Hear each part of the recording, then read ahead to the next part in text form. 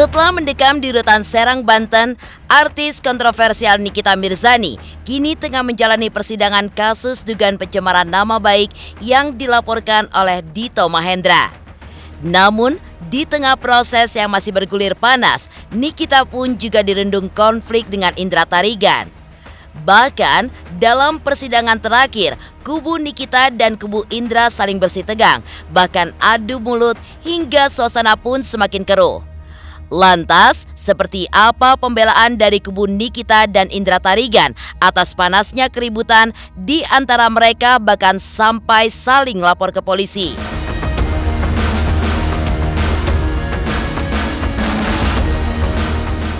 Seperti apa ngototnya Indra Tarigan menuntut kasus hukumnya dengan Nikita Mirzani agar segera tuntas? Bagaimana pula Fitri Sauteru yang tidak pernah berhenti untuk membela sahabatnya itu?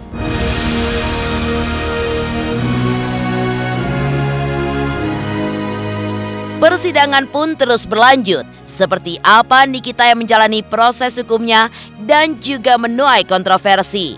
Benarkah ia pun yakin akan mendapatkan hukuman seringan-ringannya? Pemirsa, bersama Intens Investigasi, kami hadirkan kabar terkini, terpercaya, dan teraktual. Tetapi sebelumnya, jangan lupa untuk like, subscribe, dan juga share channel YouTube ini.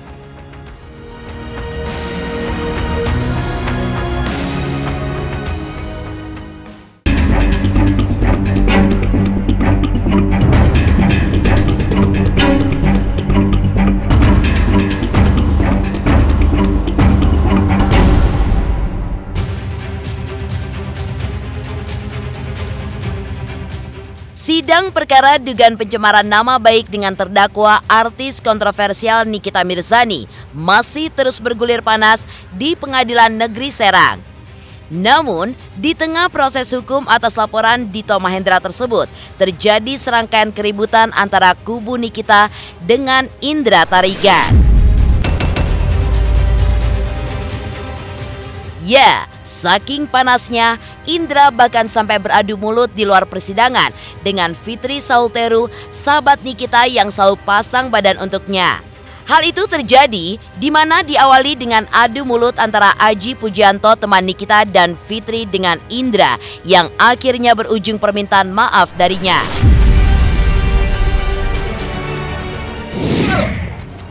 Aku enggak.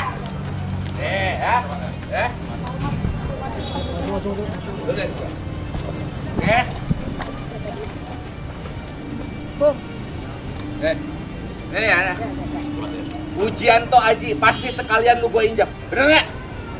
Ini, oke? Info. Ini yang ngetek itu. Ngaku nggak? Saya mau nanya ngaku nggak? Ngaku nggak? Kita baik-baik lo ngomong bang. Abang ngaku nggak?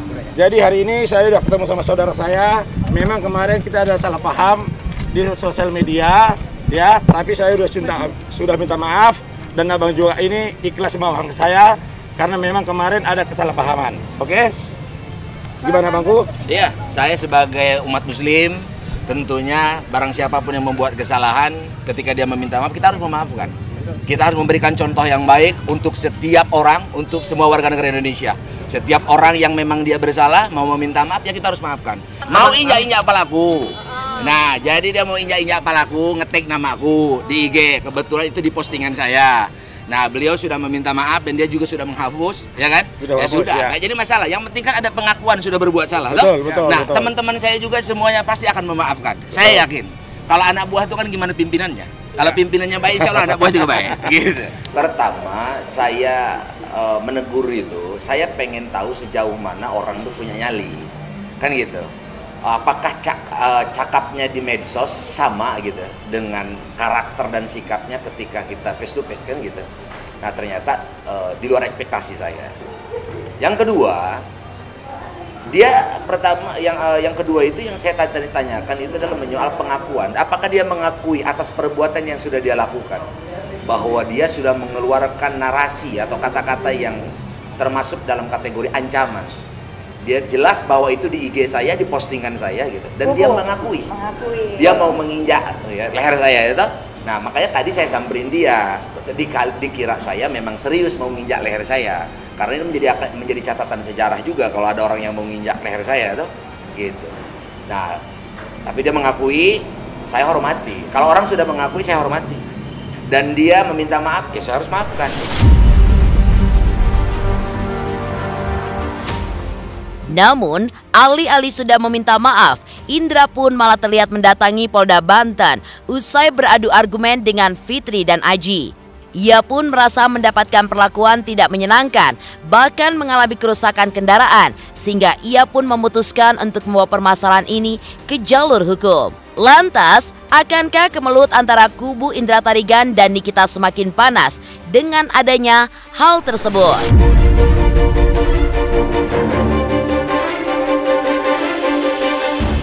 Memang kita tidak menyangka ada tragedi tadi siang hari. Tujuan kita tadi ke sini hanya ketemu Karutan, menanyakan kenapa seorang yang ditahan bisa menggunakan sosial media, dan ada bukti-buktinya dia menghina-hina kami melalui chatting, DM, story. Ini pertanyaan, kenapa seorang terdakwa bisa menggunakan handphone dan sosial media, ataupun itu alasannya adminnya yang menggunakan, ya. Sedangkan saya, Instagram saya sama handphone saya sampai sekarang masih ditahan. Kenapa diberlakukan beda? Semua harus diberlakukan sama. Nah, tujuan kami tadi datang ke sini sama Mbak Tessa Mariska hanya menanyakan itu karena dia juga korban dari isi DM. Apa isinya? Story-nya dia yang mengejelek-jelekan anak saya, mengedit-edit muka anak saya. Nah, gitu.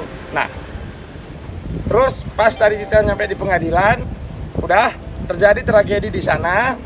Kita diancam mau dibunuh, ada 8 orang lebih, dan merusak mobil kita tadi. Merusak mobil kita, dan ada kata-kata 3 kali, mana Indra Tarigan, mana Indra Tarigan, mana Indra Tarigan, saya mau bunuh. Dan ada tadi 2 orang. Yang mana namanya Indra Tarigan, ya. Yang mana namanya Indra Tarigan 3 kali. 3 kali, udah.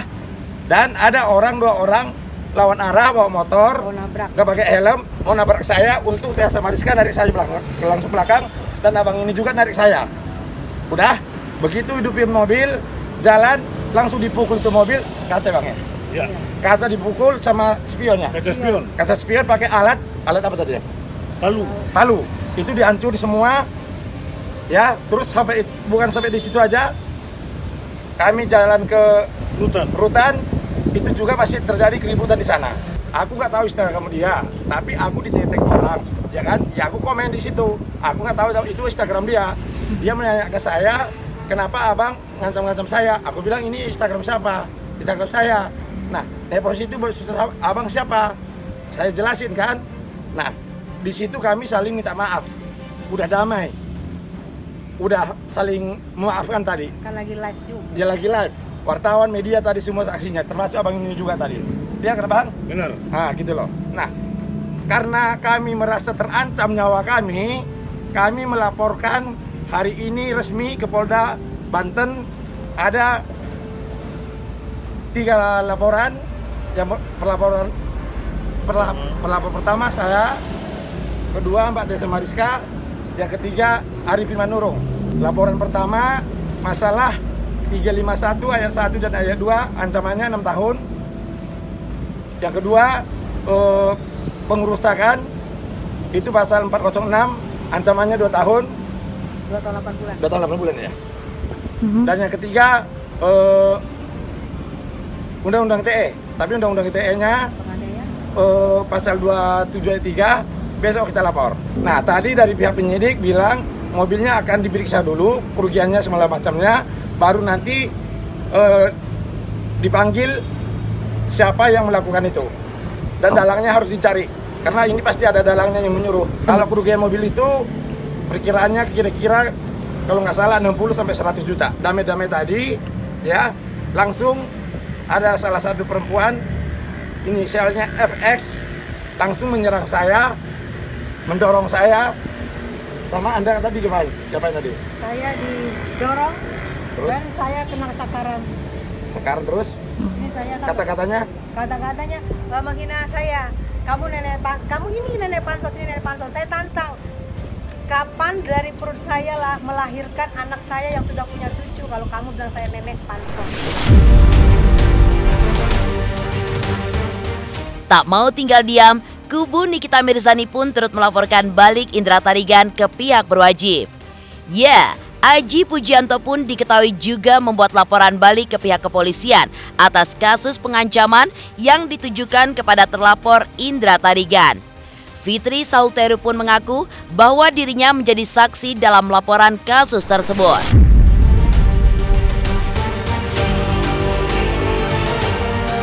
Kali ini memang saya menemani Bang Aji sekaligus menjadi saksi buat laporan Bang Aji terhadap saudara IT yang dengan terbuka dan terang-terangan mengancam ingin menginjak leher atau kepala, atau saya lupa lah, Bang Aji di postingan Instagramnya Bang Aji yang berfoto bersama saya dan mengomentari bahwa sekalian katanya kan lu gue injak, kurang lebih begitu ancamannya.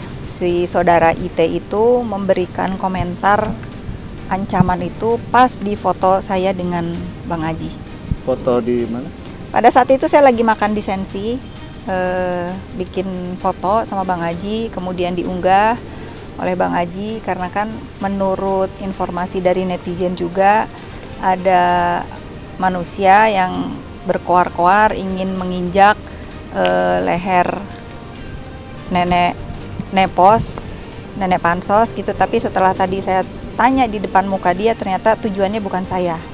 Yang dimaksud nepos itu adalah sahabatnya yang kemana-mana berdua dengan dia gitu. Nah, tetapi di unggahan foto saya dengan Bang Aji itu dia berkomentar, di tag namanya Bang Aji, sekalian lu gue injek gitu kan. Ya itu mungkin menjadi dasarnya ini harus dibawa ke ranah hukum. Karena ini kurang lebih laporannya sama dengan kejadiannya kalau nggak salah Jering dengan Adam Denny yang membuat ancaman di sosial media, dan kurang lebih sama menurut saya. Alhamdulillah laporannya diterima.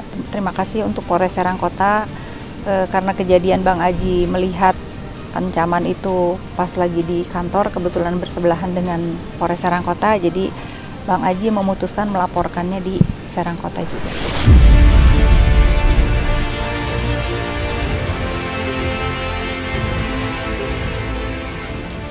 Semakin panas, seperti apa ngototnya Indra Tarigan untuk menuntut kasus hukumnya dengan Nikita Mirzani agar segera tuntas. Bagaimana pula Fitri Sauteru yang tidak pernah berhenti untuk membela Nikita, sahabatnya itu. Pemirsa Intens Investigasi, jangan lupa untuk like, subscribe, dan juga share channel YouTube ini.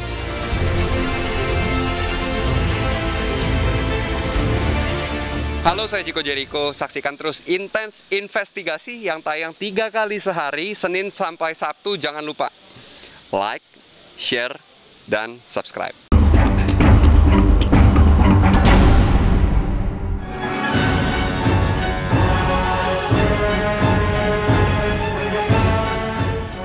Dikenal sebagai artis kontroversial dan banyak memiliki musuh, membuat Nikita Mirzani terus menjadi sasaran tembak dari lawan-lawannya. Tidak hanya ditahan dan terancam hukuman di atas 5 tahun penjara akibat perseteruan panasnya dengan Dito Mahendra, kini seolah yang lain pun juga ikut bereaksi. Nikita pun juga terancam kasus-kasus lamanya.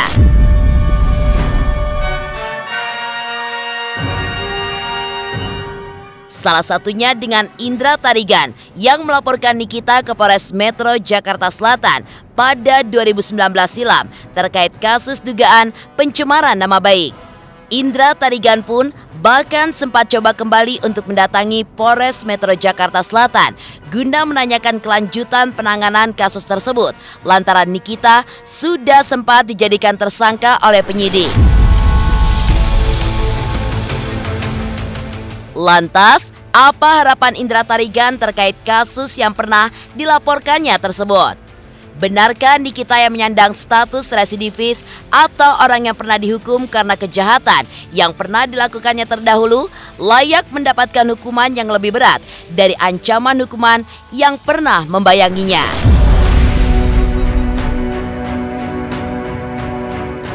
Laporan saya terhadap NM itu di tahun 2019 dan sudah lebih dari 3 tahun.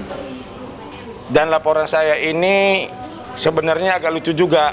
Awalnya udah jadi tersangka, berubah jadi saksi, saya bingung. Sedangkan saya udah disidangkan gitu loh. Nah sekarang saya nggak mau lagi. Sekarang saya tersangka, dia juga harus ditersangkakan karena pasal yang digunakan itu pasal yang sama. Bahkan hukumannya pun nanti dia harus lebih berat. Kenapa? Karena dia seorang residivis. Seorang residivis itu harus ada tambahan hukumannya 1/3 dari hukuman yang dijatuhkan. Gitu. Kalau dia nggak keluar-keluar, gue santai aja sih sebenarnya. Tapi pas dia keluar-keluar, gue disidangkan segala macamnya, kayaknya gue harus kejar juga nih anak gitu. Nah, terus kalau misalnya dia masuk ini, sebenarnya gue prihatin, jujur prihatin. Tapi yang namanya hukum, lu berani bermain dengan hukum, ya harus berani bertanggung jawab. Pencemaran nama baik terhadap penghinaan ya, dia menghina saya sama orang tua saya. Ya namanya saya anak, ibu saya dihina-hina, ya saya tidak terima. Seperti itu. Kita kan kalau mama kita dihina-hina, naik juga darah kita ya kan, apalagi itu orang Medan ya kan. Pasalnya 27 ayat 3, tapi seperti saya bilang tadi, karena dia tidak kooperatif, dibilang bukan Instagramnya dia, dan itu saya anggap menghilangkan barang bukti, hukumannya mungkin lebih besar lagi, lebih berat lagi.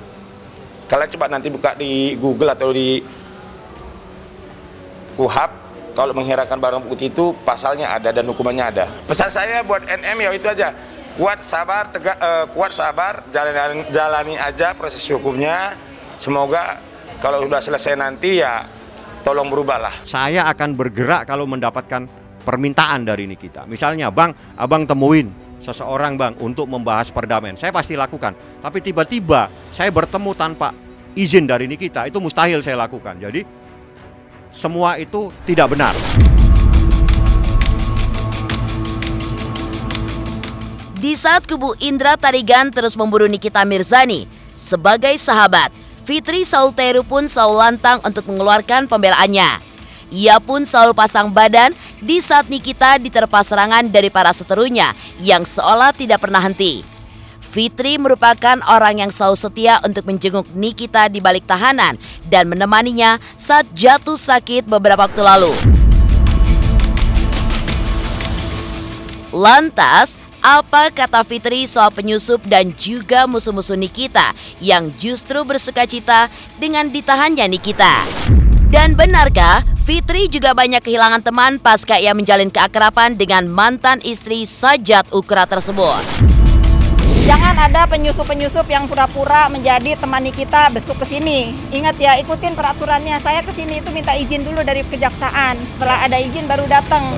Ini tiba-tiba tadi ada namanya Freddy lah, apalah ke sini. Jangan bermain-main lah ya. Jangan bermain-main kalau memang dia temannya Nikita dan tahu Nikita bagaimana ya.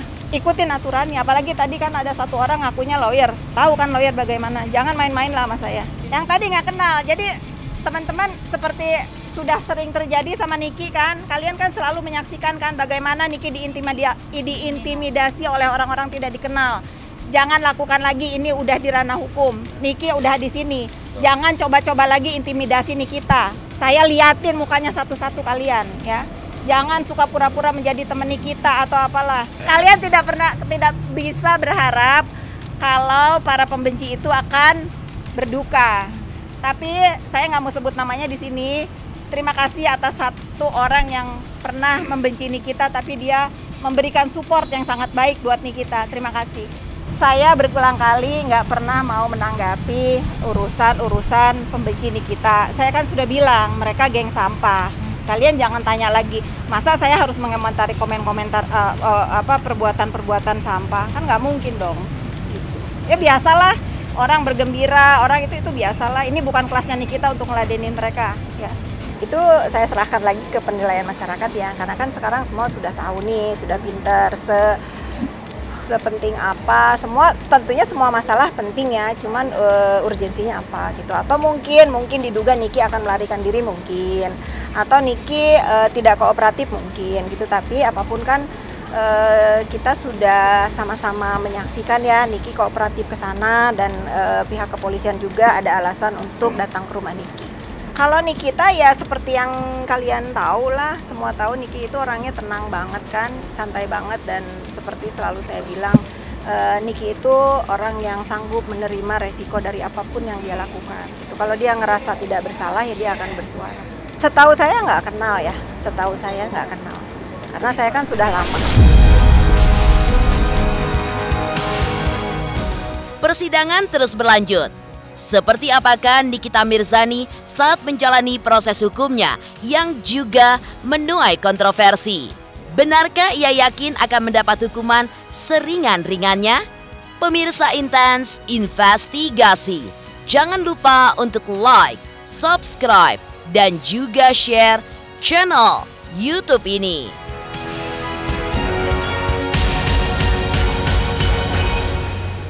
Halo, aku Bunga Zainal. Saksikan terus Intens Investigasi yang tayang 3 kali sehari, Senin sampai Sabtu, dan jangan lupa kalian like, share, dan subscribe.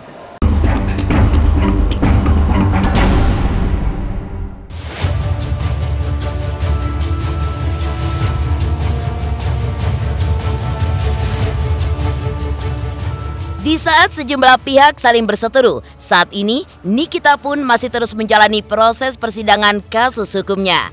Sidang perkara dugaan pencemaran nama baik dengan terdakwa Nikita pun kembali digelar di Pengadilan Negeri Serang pada Senin 28 November lalu. Jaksa penuntut umum meminta majelis hakim menolak eksepsi yang diajukan oleh Nikita Mirzani, mengingat jaksa meyakini bahwa dakwaan yang disusun telah sesuai dengan KUHP. Atas hal ini, jaksa pun meminta majelis hakim untuk menolak seluruh eksepsi Nikita hingga meminta hakim untuk menetapkan sidang pemeriksaan perkara yang dilaporkan oleh Dito Mahendra untuk dilanjutkan. Meski menolak eksepsi Nikita, keputusan terkait dakwaan tetaplah berada di tangan majelis hakim. Hingga jaksa penuntut umum pun berharap agar sidang bisa dilanjutkan pada pekan depan, yaitu tanggal 5 Desember 2022 mendatang. Lantas, benarkah Nikita pasrah dengan segala keputusan majelis hakim dan yakin akan mendapatkan vonis yang seadil-adilnya?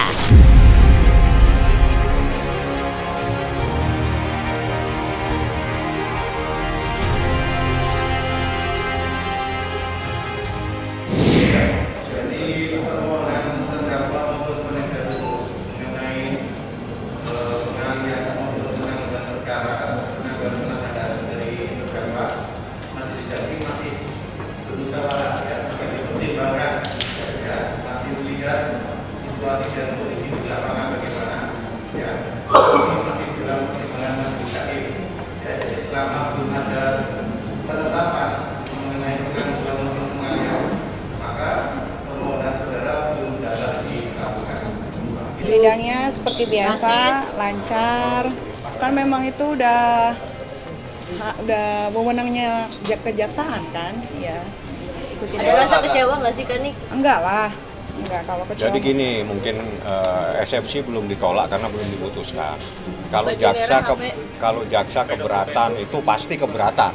Nggak mungkin jaksa itu membenarkan eksepsinya pengacara itu kebalik dunianya nanti, ya kebalik. Jadi jaksa pasti akan menolak dan kami pasti akan keberatan dengan dakwaan dari jaksa, itu biasa. Keputusannya minggu depan. Jadi sampai detik ini belum ada keputusan baik terhadap eksepsi maupun terhadap permohonannya Niki. Itu yang disampaikan oleh majelis hakim. Jadi majelis hakim menyatakan masih mempertimbangkan beberapa hal. Nah, itu Anda sudah dengar sendiri, kita tunggu minggu depan apa yang terjadi dan mudah-mudahan apa yang diinginkan oleh Niki dikabulkan oleh majelis hakim. Minggu depan putusan majelis hakim. Langsung putusan? Ya, namanya putusan selah. Oh, putusan selah itu putusan terkait dengan eksepsi yang kami ajukan. Terserah aja lah, mau digimanain juga terserah aja. Nah, udah mau gimana lagi? pasrah. Ya nggak pasrah juga sih, tapi terserah aja lah.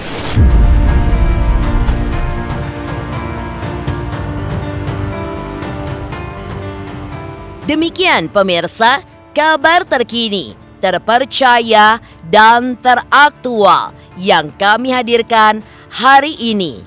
Saksikan terus Intens Investigasi setiap hari Senin sampai dengan Sabtu, tayang 3 kali sehari, yaitu pada siang, sore, dan juga malam, hanya di YouTube channel. Dan pastikan jangan lupa untuk like, subscribe, dan juga share channel Intens Investigasi.